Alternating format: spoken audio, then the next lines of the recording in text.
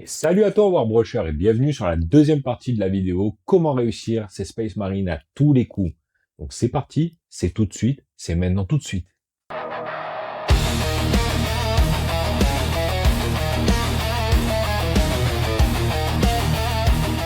Et voilà, on y est, deuxième partie de la vidéo, comment réussir tes Space Marines à tous les coups. Après ça, je veux plus jamais voir de Space Marine dans ta vitrine non peint. Parce qu'alors là, les techniques, c'est les plus simples qui puissent exister. Donc, fais-moi plaisir, tu prends tes petits Space Marines, tu les sous-couches et t'attaques la peinture comme dans la première vidéo. Si tu l'as pas vu, je t'invite à aller sur ma chaîne Warbrush Studio et la regarder. Comme ça, tu verras, tu vas apprendre plein de choses. Si c'est pas encore fait, je te laisse t'abonner. Je remercie vraiment tous ceux qui se sont abonnés ces derniers jours. Ça me fait énormément plaisir, vraiment chaud au cœur. Et ça me donne énormément de force pour continuer les vidéos. Donc vraiment, je vous remercie. Aujourd'hui, on récupère notre petit Space Marine qu'on avait peint dans la première partie. Et puis, on va faire donc tout ce qui est OSL. Donc l'OSL avec un pinceau. Pas besoin d'aérographe. Petite technique d'escroc, là, tu verras. Et puis, on va faire un brossage à sec métallique et puis on va faire les sacoches. Après ça, notre Space Marine sera terminé. Et puis plus tard, on pourra faire le socle. Mais aujourd'hui, je voudrais vraiment me concentrer sur la peinture. Les socles, on aura le temps de le voir. Il y a tellement de techniques diverses et variées à voir que franchement, je préfère vraiment me concentrer sur la peinture pour le moment. Mais t'inquiète pas, les socles, ça viendra aussi. Donc à tes pinceaux et à tout de suite. Donc pour ça, il va te falloir du blanc. Après, il va nous falloir un petit rouge foncé. Un rouge intermédiaire un peu plus clair. Un orange. Un peu vif. C'est pas du fluor. Hein. Là, je fais tout sans fluor. Un jaune très clair. Et puis c'est tout. Voilà. Donc on commence par le blanc. Donc le blanc, t'en mets un petit peu parce qu'on va devoir l'utiliser quand même plusieurs fois. Là, tu prends ton pinceau. Tu viens mettre un peu d'eau parce qu'on a besoin toujours de fluidifier un peu la peinture. Et là, donc c'est les petites stries là dont je t'ai parlé tout à l'heure. Tu vois, tu viens remplir partout.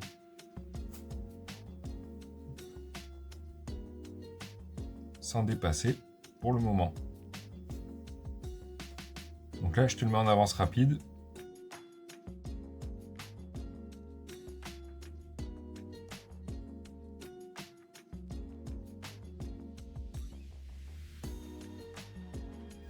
Voilà, le blanc est terminé. Il faut bien laisser sécher.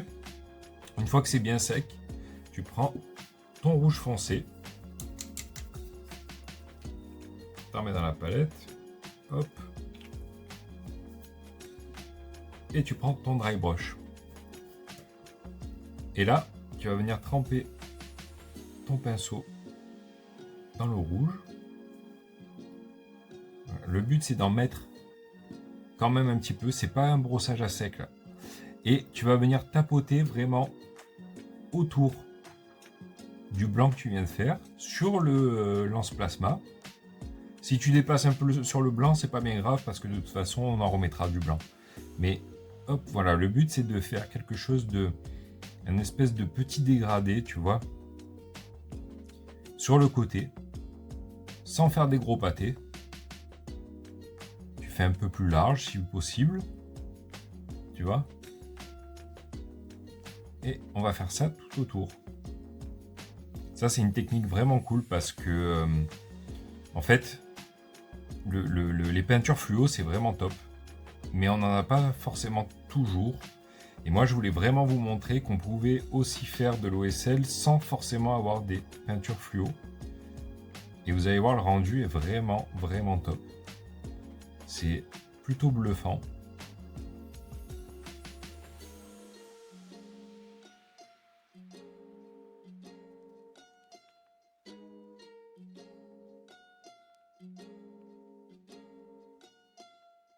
Le rouge est fait. Donc comme tu peux le voir, j'en ai mis vraiment autour. Pas forcément en grosse quantité, il faut vraiment en faire en fine couche comme d'habitude. Hein. Vraiment toujours garder ça en tête, toujours de la fine couche. Donc là, ce que je vais faire, c'est que je vais prendre mon petit rouge intermédiaire là, que je t'ai montré tout à l'heure. Voilà, celui-ci. Hop, on en met dans la palette. Voilà. Et là, on va venir, pareil, avec le dry brush, on va vraiment venir à la base du rouge que vous venez de faire.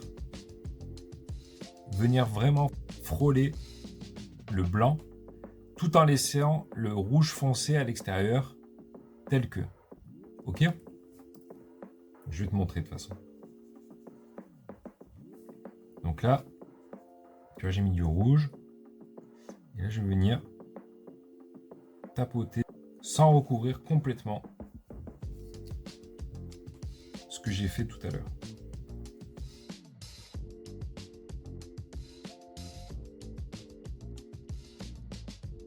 Ça fait quand même une différence entre le rouge foncé et le rouge clair. Donc c'est exactement l'effet escompté. Tu reprends ton pinceau normal. Et là, avec le blanc, tu viens recouvrir les petites zones où tu as débordé. Donc là, hop, on recouvre.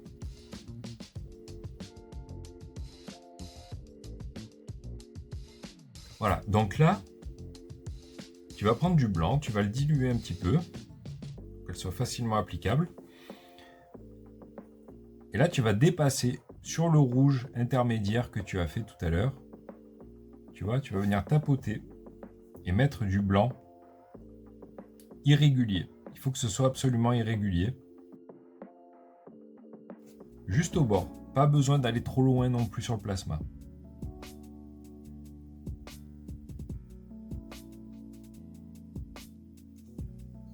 Ça, au-dessus.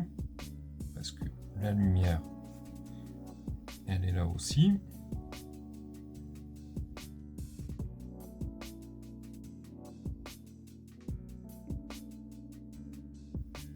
Là, on est bon. On laisse sécher. Et voilà le résultat.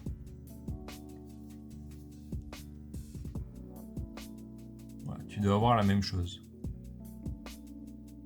On laisse sécher et on va passer à l'orange. Donc tu prends ton orange un peu flashy. Tu en mets dans ta palette. Et là, tu prends ton petit pinceau. Tu la dilues bien. Tu vois, vraiment comme si tu allais faire une espèce de glacis. Tu la testes sur ta peau pour voir un peu la transparence.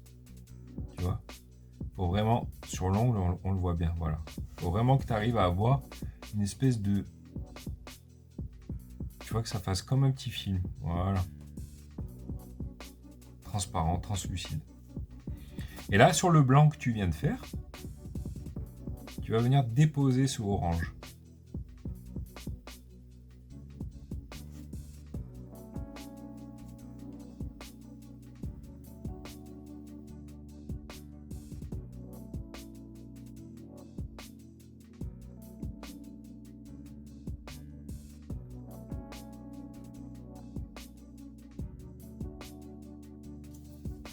Donc tu vois, on commence à avoir un peu là la lumière qui est en train de se former. Donc là, tu vas pouvoir prendre ton rouge le plus foncé et faire comme à la vie, c'est-à-dire vraiment la diluer et tu vois sur ton ongle, voilà, ça doit être vraiment translucide. Et revenir sur ton plasma et faire la jonction entre l'orange et le rouge pour plus qu'on ait de démarcation. Quitte à repasser un petit peu sur l'orange, c'est pas grave.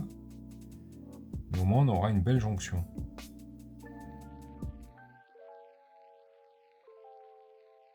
Maintenant tu laisses sécher et on va se retrouver pour la partie blanche.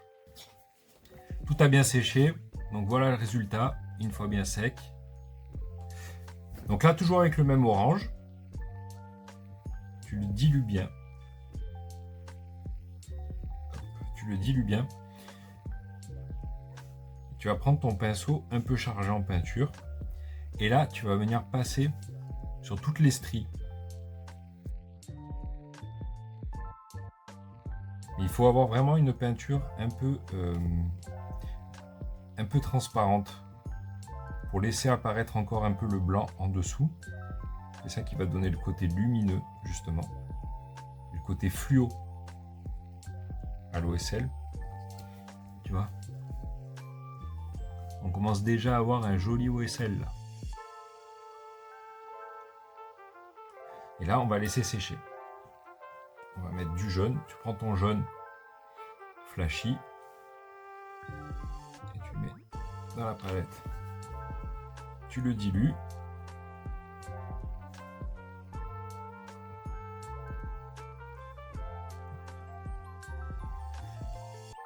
Tu le testes. Là, j'ai la bonne consistance. Et là, je vais venir vraiment à la base et venir déposer juste ce petit jaune là, tac, qui va venir s'infiltrer tout seul.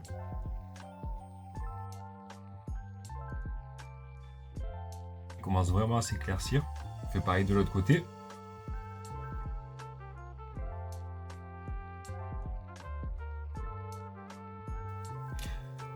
Et voilà, une fois séché.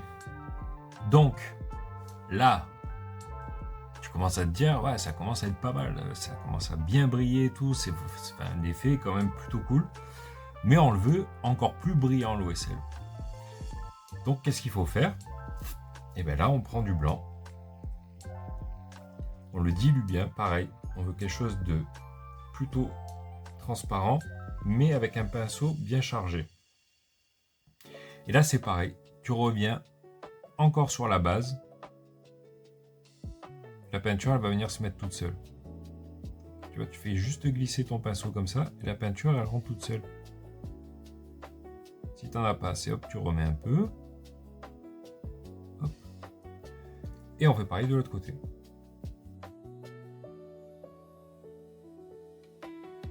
Voilà, donc là, tu as ton blanc qui vient d'être posé sur la base de ton lance-plasma. Ok. On va laisser sécher. En attendant, ce qu'on va faire, c'est que on va récupérer du rouge foncé. On dilue un peu. Et sur le dessus du lance-plasma, tu as toutes ces petites stries là. La partie en relief, il va falloir la recouvrir d'une légère couche de peinture foncée.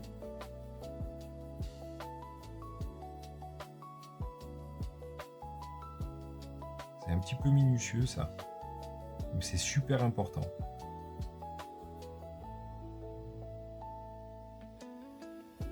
Voilà. Et là, on revient un petit peu sur le côté. On fait descendre légèrement.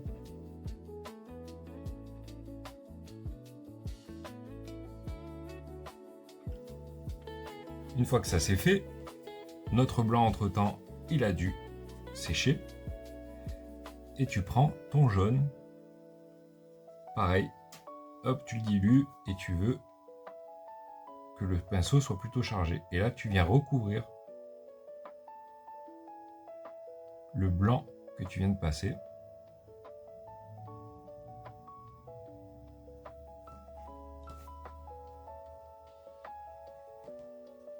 Et de l'autre côté, pareil.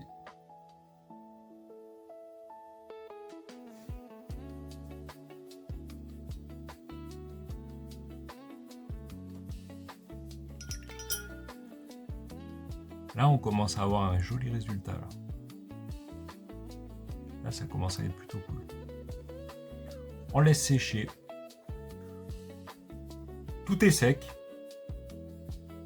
Et on va juste faire une dernière touche de blanc sur la base.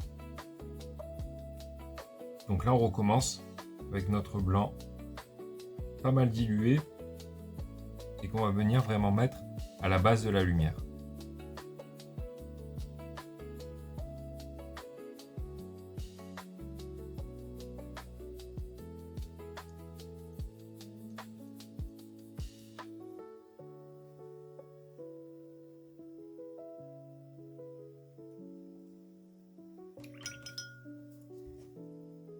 Et voilà, on a notre OSL.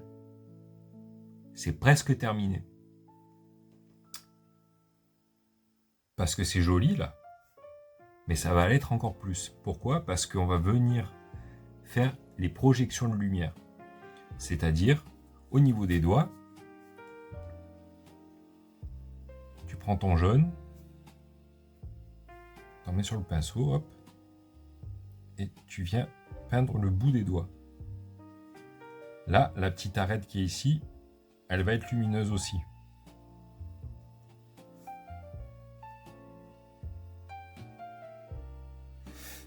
Hop. Là, l'angle, il va être éclairé aussi.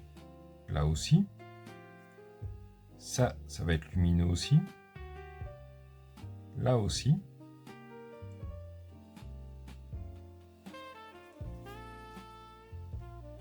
Et ça.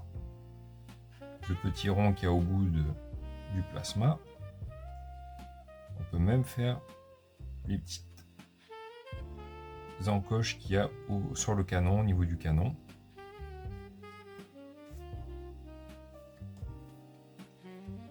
Là, ici aussi.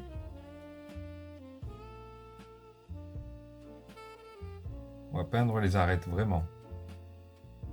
Hop. Là. Et là. Voilà, là je pense qu'on n'est pas trop mal.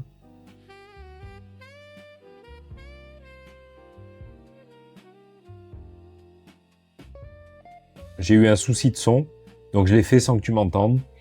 Donc, ce que j'ai fait, c'est que, comme tu peux voir, l'OSL maintenant ressort vraiment. Donc, tu vois, toutes les arêtes qui sont orange maintenant, c'est les reflets du plasma. Donc, pour le faire, tu prends ton jaune, tu viens passer sur les arêtes que tu veux rendre lumineuses. Une fois que c'est sec, tu prends ton orange et tu viens recouvrir le jaune que tu as fait. Et tu auras ce résultat. Voilà. Et j'en ai profité également pour faire les reflets lumineux sur le Space Marine, sur le bras, l'épaulette et le col. Donc tu vois, voilà, un petit OSL maison, sans peinture fluo, sans aérographe, et franchement, ça fonctionne plutôt bien. On va faire la suite, c'est-à-dire les pochettes et le fourreau. Après ça, notre Space Marine sera plutôt pas mal. On a notre petit Space Marine quasiment terminé. Il ne reste plus donc que les sacoches à faire. Donc là, pour ça, je vais prendre un marron foncé, un marron clair. Hop. Voilà, un marron clair et un gris. Un gris un peu plus clair, voilà.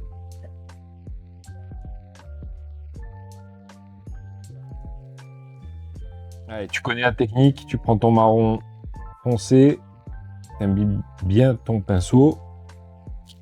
Et là, on va venir faire les petites sacoches. Donc là, tu viens juste frotter légèrement dessus.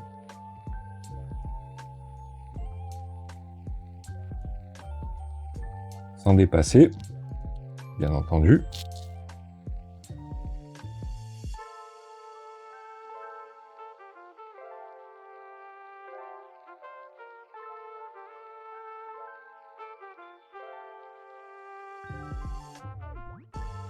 Voilà. Quelque chose de léger et discret. Maintenant, tu prends ton pinceau avec ton marron plus clair. Tu le dilues comme d'habitude.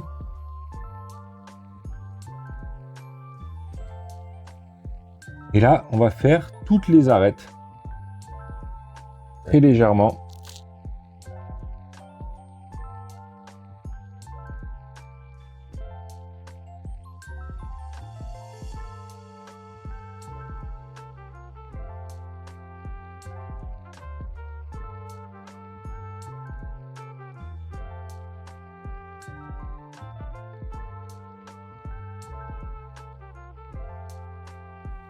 Et le gris, ça c'est juste pour venir éclaircir la poignée du pistolet. Je sais pas si tu arrives à la voir correctement.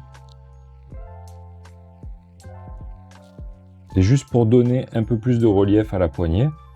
Et on va les faire sur les stries, tac, voilà, comme ça.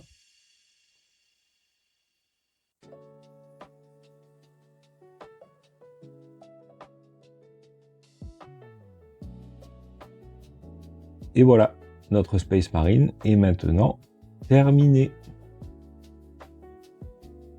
Allez, je te le montre de plus près.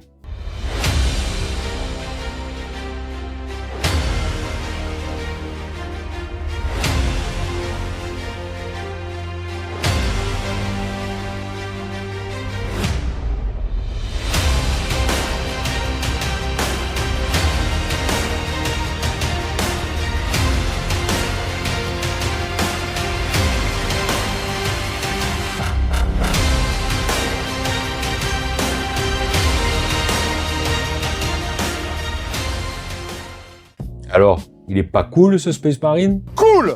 Franchement, on a plutôt un bel effet avec l'OSL, ça rend vraiment bien. Ta figurine, tu peux la prendre, la mettre sur la table et commencer à jouer avec. Vraiment. Maintenant, je vais pas te cacher que ça a quand même une limite. Si ton but personnel, dans un futur proche, c'est de faire des concours, ça passera pas forcément. Moi, je t'ai donné une base. Cette base, tu vas pouvoir la modifier comme tu veux. Le but de la peinture, c'est d'expérimenter. Et quand tu vas expérimenter, tu vas faire des erreurs. Et des fois, des erreurs heureuses. C'est-à-dire que tu vas faire des erreurs où tu vas te dire « Putain, mais c'est pas mal ça en fait. Vraiment, putain, l'effet il est plutôt cool. » Et tu vas progresser comme ça, petit à petit. Mais il n'y a que toi qui va pouvoir progresser. Comme je t'ai dit, moi je t'ai donné une base. Maintenant, à toi de la développer comme tu le souhaites. Donc comme je te disais, tout ça, ça a une limite. Parce qu'à un moment donné, il va te falloir un aérographe si tu veux faire de la peinture de concours. Parce qu'avec l'aérographe, ça t'ouvre quand même d'autres horizons. En termes de technique, en termes de possibilités. Donc là, ce qui vient d'être fait, pour jouer avec, il n'y a aucun souci, tu auras un très bel effet sur la table. Maintenant, pour le concours, il va falloir pousser un peu plus. D'ailleurs, dis-moi en commentaire, ça m'intéresse vraiment, si toi ton objectif c'est juste de peindre pour jouer ou dans un futur proche, réussir à faire un concours. Vraiment ça m'intéresse parce que j'aimerais beaucoup t'aider à aller jusqu'au concours. Dis-moi en commentaire tout ça. Si c'est pas encore fait, je te laisse t'abonner, mets un like et je te remercie vraiment d'avoir regardé jusqu'au bout et je te dis à très vite sur Warbrush Studio pour de nouvelles aventures.